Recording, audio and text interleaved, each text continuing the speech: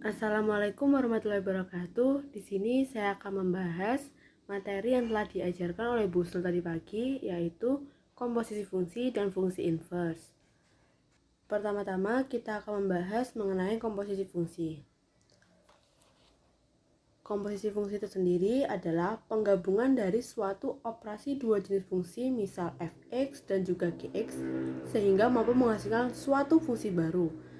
Contohnya, ada 3 himpunan, yaitu X, ini himpunan X, ini himpunan Y, dan ini himpunan Z.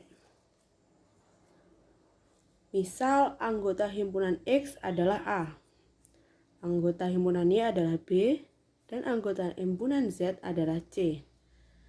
Nah, dari himpunan X kita akan pasangkan ke himpunan Y. Misal seperti ini, maka akan terbentuk suatu fungsi, yaitu fungsi fx. Nah, kalau komposisi fungsi tidak akan berhenti di fx saja. Lalu, dari himpunan Y, kita akan pasangkan ke himpunan Z. Dari B, kita pasangkan ke C. Maka akan terbentuk fungsi baru, yaitu gx. Nah, ini salah satu komposisi fungsi. Jadi, kita menggabungkan dari suatu operasi dua jenis fungsi, sehingga mampu menghasilkan suatu fungsi baru.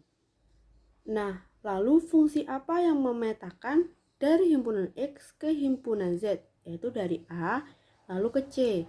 Nah, itu melalui fungsi fx dan fungsi gx. Nah, fungsi yang terbentuk adalah G bundaran fx.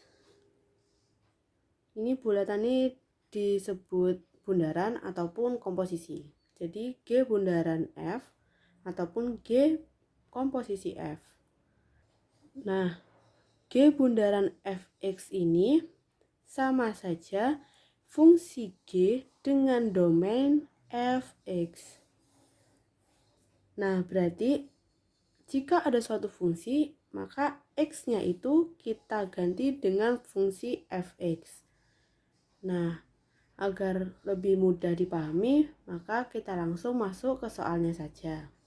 Nah, contohnya diketahui himpunan F memiliki anggota 1,3, 2,4, 3,5, dan 4,6. Lalu himpunan G memiliki anggota 3,0, 4,1, 5,2. Di sini sudah terbentuk pasangan ya.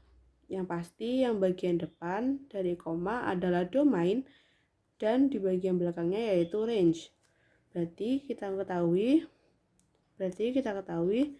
domain fungsi f adalah, kita lihat yang di bagian depan saja, 1, 2, 3, 4. Jadi 1, 2, 3, 4. Dan range fungsi f yaitu 3, 4, 5, 6. Kita ambil yang ada di belakang koma. Berarti fungsi f sendiri terbentuk seperti ini.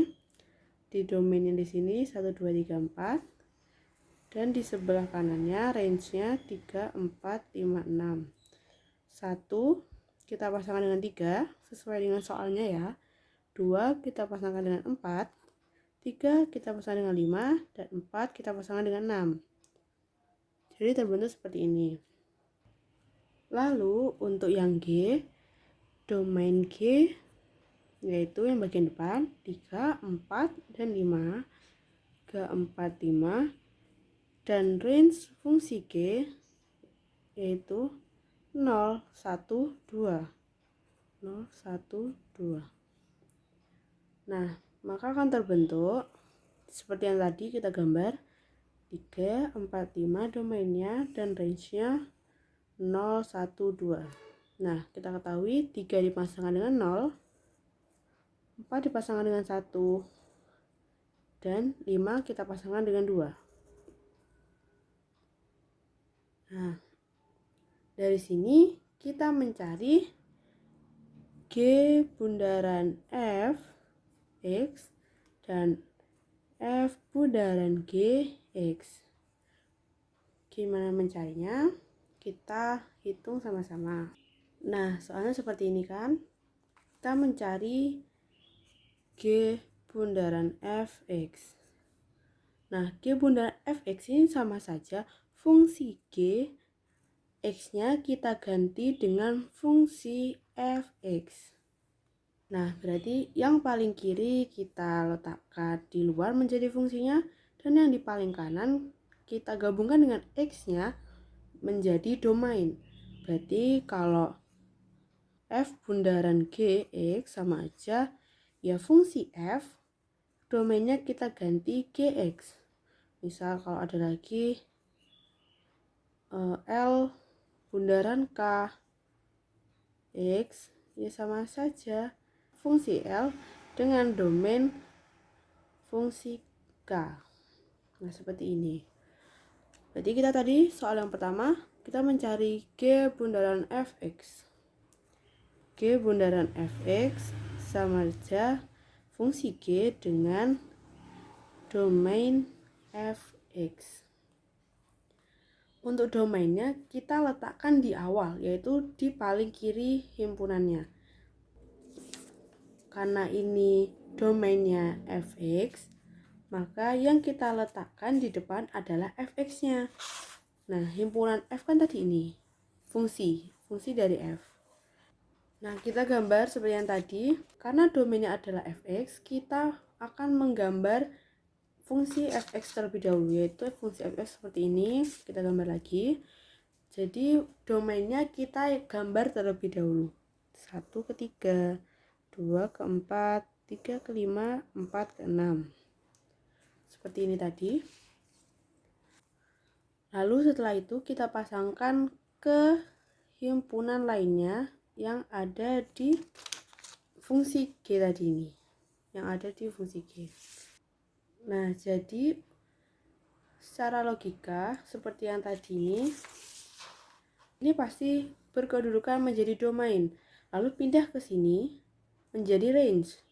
Lalu B ini juga bisa menjadi domain dari GX. Maka kita akan pindah ke sini menjadi range-nya.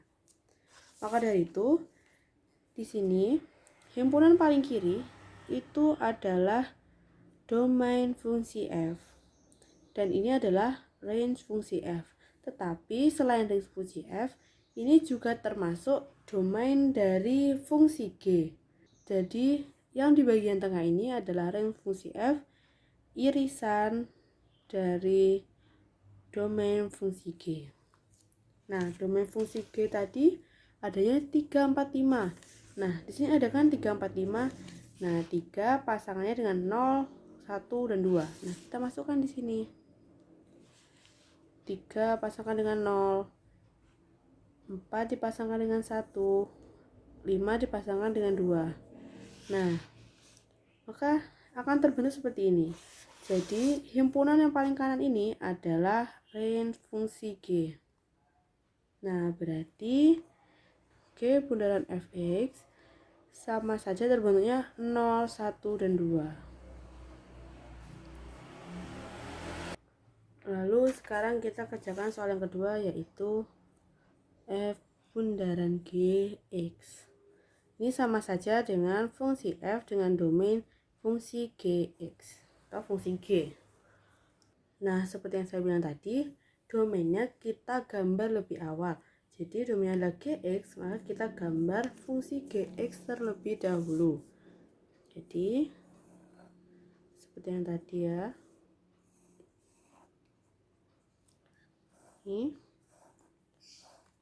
Maka lalu kita pasangkan lagi dengan range fungsi f. Bentuknya hampir sama seperti tadi, tapi karena ini domainnya adalah G, maka dari awal kalau ini tadi domain f, berarti di sini domain G. Kalau di sini range fungsi f, di sini range fungsi G, irisan domain f. Dan di sini berarti range fungsi f. Nah, range fungsi f sendiri adalah 3, 4, 5, 6. Nah, kita tuliskan 3, 4, 5, 6. Nah, tapi di sini posisi domainnya adalah domain fungsi f-nya. Nah, domain fungsi f adanya 1, 2, 3, 4. Nah, di sini hanya ada 1 dan 2, jadi yang kita pakai ada 1 dan 2 saja, yaitu 1 berpasangan dengan 3, 1 berpasangan dengan 3, dan 2 dipasangkan dengan 4. 2 dipasangkan dengan 4. Nah, maka terbentuk hanya yang berpasangan adalah 3 dan 4.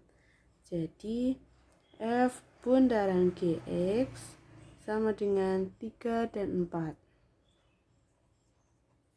Nah, seperti ini pemahamannya dari terbentuknya fungsi F bundaran G dan G bundaran F. Nah, seperti ini bentuk gambarnya, himpunannya.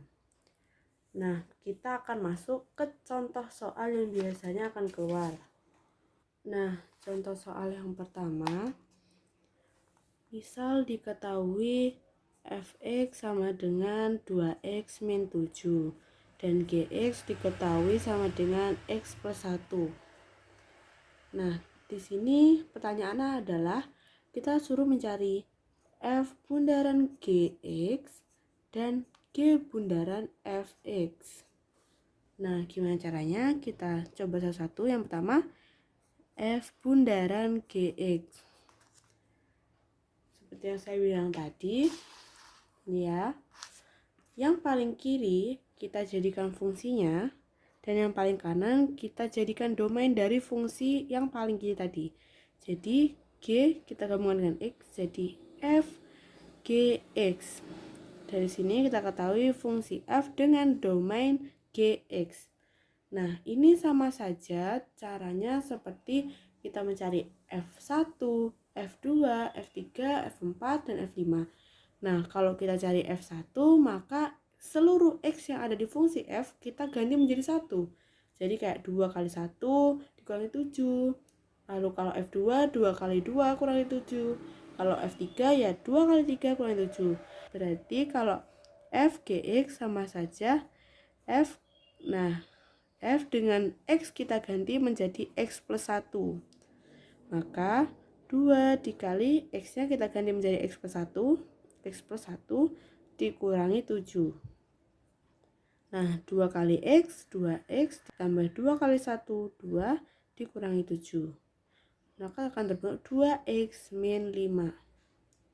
Nah, sehingga F bundaran GX adalah 2X min 5. Nah, gimana untuk G bundaran Fx? Kita coba G bundaran Fx. Nah, yang paling kiri kita jadikan fungsinya, dan yang paling kanan kita jadikan domainnya Fx.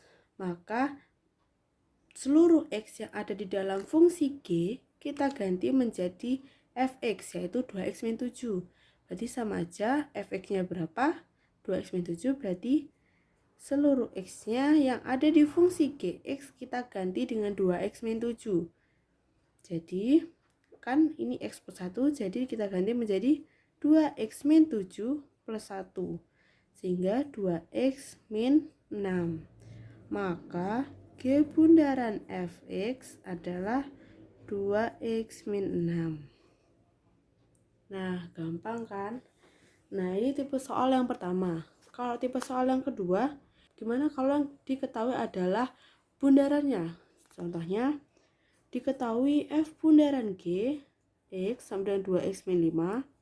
Nah, kita ambil dari soal yang pertama aja untuk sebagai pembuktian nanti hasilnya benar apa tidak. Nah, dan diketahui Fx adalah 2X min 7. Nah, berapa Gx-nya? Nah, kita harus merombak dari bulatannya atau komposisinya ini. Diketahui kan F bulatan Gx adalah 2X min 5. Nah, F bulatan Gx yaitu F fungsi F dengan domain fungsi Gx. Nah, seperti yang tadi, karena bentuknya fungsi F dengan X-nya Gx, jadi seluruh X yang ada di fungsi F kita ganti dengan Gx. Misal seperti ini kan, fungsi F-nya sudah diketahui 2X min 7. Nah, 2 dikali X-nya kita ganti dengan Gx. 2 kali GX dikurangi 7 sama dengan 2X min 5. Lalu 2 kali GX ya 2GX. Nah 2X min 5 dan ini beda ruas ya, 7-nya jadi plus. Maka 2GX sama dengan 2X plus 2. Lalu agar menjadi GX saja, maka kedua ruasnya kita bagi dengan 2. Bagi dengan 2, maka GX sama dengan 2X plus 2 dibagi 2. 2X plus 2 dibagi 2 yaitu X plus 1. Berarti terbukti ya sama. GX-nya X plus 1. Nah, gimana kalau yang diketahui bukan fx-nya, malah gx-nya? Nah, pakai contoh soal yang tadi yaitu f bundaran gx adalah 2x min 5 dan gx-nya yang diketahui adalah x plus 1. Nah, berapakah fx-nya? Nah, kita rombak lagi dari komposisi fungsinya. F bulatan GX adalah 2X min 5 sama saja. Ini kan fungsi F dengan domain GX sama dengan 2X min 5. Nah, sama saja kan GX itu kan X plus 1 sama dengan 2X min 5. Nah, kita harus mencari fx-nya. Ini seperti pembahasan dari video sebelumnya, yaitu kita misalkan yang di dalam kurung ini adalah Y, maka Y sama dengan X plus 1, kita akan mencari FY-nya, sehingga X-nya kita akan ganti menjadi Y ya. Nah, kita menjadikan ini X sama dengan, jadi plus 1 kita pindahkan ruas menjadi Y min 1 sama dengan X. Nah, kita masukkan ke dalam persamaan, X-nya kita ganti menjadi Y min 1. Jadi FY sama dengan 2 kali Y min 1 min 5 dikali 2Y min 2 min 5 terbentuklah 2Y min 7. Nah, untuk menjadi fx kita ganti saja variabelnya dari Y menjadi X. Jadi 2X min 7. Nah, sama kan ya? Nah, berarti caranya hanya seperti itu. Semoga bisa dipahami. Setelah itu kita akan masuk ke bab inverse. Nah, sekarang kita akan membahas bab inverse. Inverse sendiri adalah suatu fungsi kebalikan dari fungsi yang biasa kita pelajari. Contohnya, misal ada himpunan X dan ada himpunan Y. Nah, misalkan anggotanya adalah A dan di sini adalah B. Nah, jika A dipetakan ke B, maka akan terbentuk fx. Nah, dari B ke A, maka terbentuklah f-1x. Nah, inilah yang disebut inverse.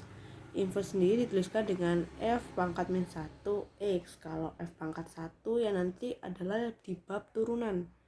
Nah, ini ada min 1-nya, jadi f pangkat min 1x. Nah, jika biasanya fungsi adalah fx atau y sama dengan, jika kita membuat inverse, kita akan mengubah dari fx atau y sama dengan menjadi x sama dengan. Nah, misal contohnya ada fungsi fx 5x plus 2. Nah, ini berapa inverse-nya? Caranya, kita ubah dulu fx biar lebih gampang menjadi y sama dengan 5x plus 2. Nah, kita ingin terbentuk hanya sebuah x sama dengan, maka kita pindah dulu 2-nya menjadi min 5x, dan agar x-nya sendirian, maka kedua ruasnya harus dibagi 5. Maka dibagi 5 menjadi y min 2 per 5 sama dengan x. Nah, setelah itu x-nya kita ubah menjadi f pangkat min 1x, dan di sini dalam persamaannya yang ada y-nya itu kita ubah menjadi x. Maka inverse fx adalah x min 2 per 5. Nah, mudah banget kan? Ini jika dalam bentuk linear. Nah, ketika kita lihat bentuk linier itu umumnya kan fx sama dengan ax plus minus b.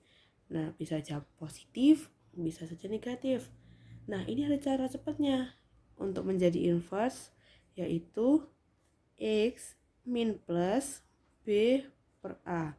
Mengapa ini min plus? Kenapa enggak plus min? Karena nanti jika positif kita ubah menjadi negatif, dan jika negatif kita ubah menjadi positif dalam inverse, sehingga harus berkebalikan.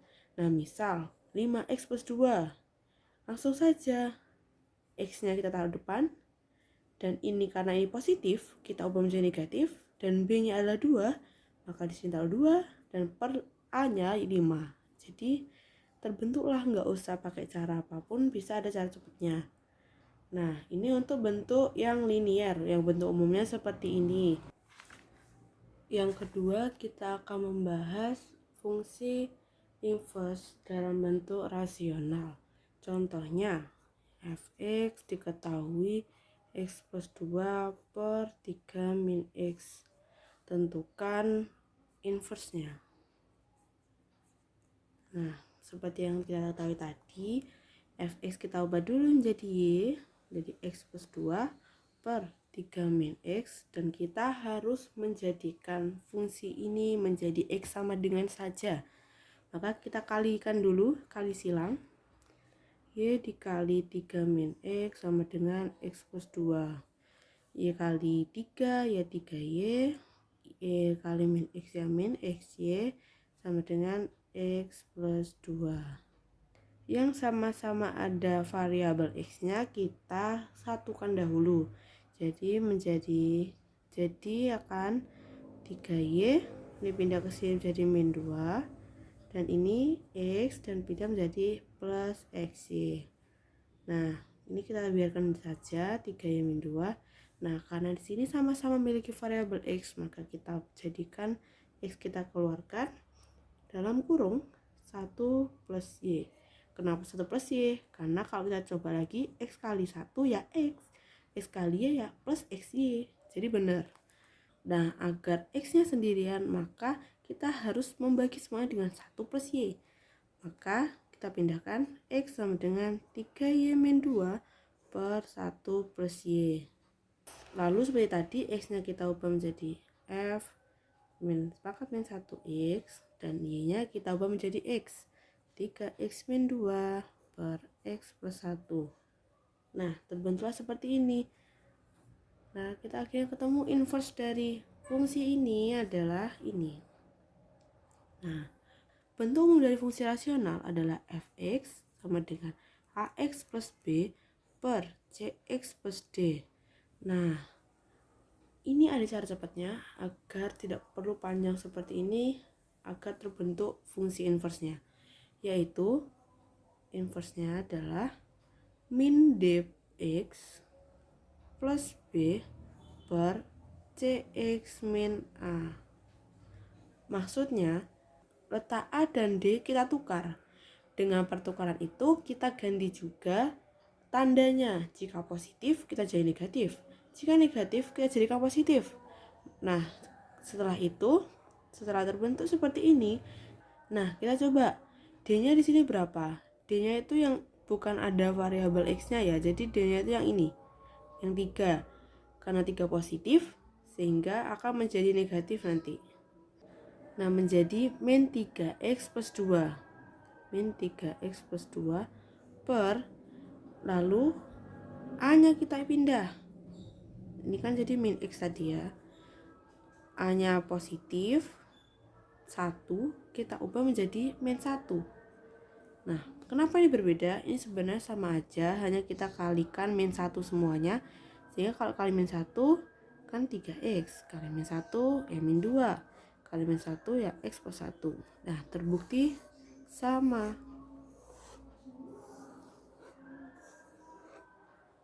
Nah, untuk yang terakhir kita akan membahas fungsi kuadrat. Contoh soalnya ada fungsi dengan x kuadrat plus 6x plus 5. Nah, ini berapa inverse-nya? Kita hitung. pertama kita ubah seperti tadi, fx menjadi y sama dengan x kuadrat plus 6x plus 5. Nah, kita kerjakan dengan menggunakan kuadrat sempurna. Cara pengerjaan kuadrat sempurna sendiri, x kuadrat koefisiennya harus 1 atau a nya harus 1. Karena ini udah 1 ya tidak apa-apa. Lalu x kuadrat plus 6x dan c nya kita pindah ke y, jadi y min 5 sama dengan x kuadrat plus 6x. Lalu di setiap ruasnya kita tambahkan dengan b per 2a kuadrat, jadi y min 5 ditambah b nya 6 per 2a, a nya 1 ya 2 kuadrat sama dengan x kuadrat plus 6x ditambah 6 per 2 kuadrat. Nah, jadi y min 5 ditambah 6 bagi 2 3 kuadrat ya 9. Nah, sama dengan x kuadrat plus 6x plus 9. Lalu kita ringkas, jadi y plus 9 kurangi 5 4.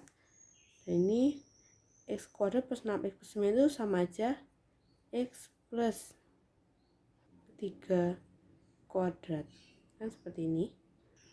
Jadi x plus 3 pangkat 2. Kenapa ininya 3? Karena 6 bagi 2 yang tadi 3. Dan kenapa ini positif? Kita lihat dari b-nya. Kalau b-nya positif ya ini hasilnya positif. Nah, kita coba periksa. X kuadrat ya x kuadrat, 2 kali x kali 3 ya 6x. 3 kuadrat ya 9, berarti benar. Lalu untuk menghilangkan kuadratnya, kita harus pindah kuadratnya menjadi bentuk akar. Jadi akar y plus 4 sama dengan x plus 3. Setelah itu akar y plus 4 kita pindah ruaskan 3 menjadi min 3 dikurangi 3 sama dengan x, sehingga terbentuk min 3 ditambah akar y plus 4 sama dengan x. Nah, x nya kita ubah menjadi f min 1x sama dengan min 3 plus akar y nya kita ubah menjadi x plus 4. Maka inverse dari yang tadi ini adalah ini. Nah, kita cari rumus cepatnya. Fungsi kuadrat mempunyai bentuk umum yaitu ax kuadrat plus bx plus c. Nah, ada rumus tersendirinya untuk mencari inverse-nya, yaitu min b plus min akar b kuadrat min 4a dalam kurung c min x per 2a. Nah, coba kita masukkan min b. B-nya di sini adalah 6, berarti min 6 plus min akar b kuadrat 6 kuadrat ya 36 min 4a, min 4 kali a nya 1 ya tetap min 4 dalam kurung c nya 5 min x per 2 kali a ya 1 ya tetap 2. Nah, kita tidak boleh mengurangi 36 dengan 4 karena min 4 ini sudah melekat dengan tanda kurungnya, sehingga harus dikalikan terlebih dahulu. Jadi min 6 plus min akar 36 min 4 kali 5 20 min 4 kali min x plus 4x per 2. Lalu min 6 plus min 36 kurangi 20 ya 16 plus 4x per 2. Lalu min 6 plus min akar. Nah, ini kan sama aja, sama-sama mempunyai pengali 4 ya. Kita 4 nya keluarkan kali 4 plus x. Kan 4 kali 4 16 dan tambah 4 plus x ya 4x. Nah, karena 4 bisa diakar menjadi 2, kita keluarkan min 6 plus, oh ya ini dibagi 2 ya, jangan lupa. Jadi akar 2, jadi 2 akar 4 plus x per 2. Nah, min 6 bagi 2 ya min 3 plus min 2 bagi 2 ya hilang dan sisa 4 plus x. Nah, Setelah itu hasilnya telah diketemukan menjadi seperti ini. Sama kan ya?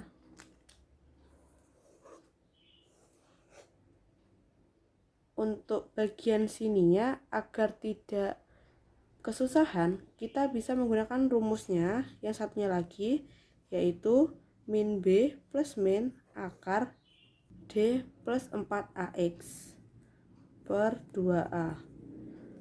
Contohnya ya ini min B ya min 6 plus min akar D nya ya kita cari ya B kuadrat min 4AC.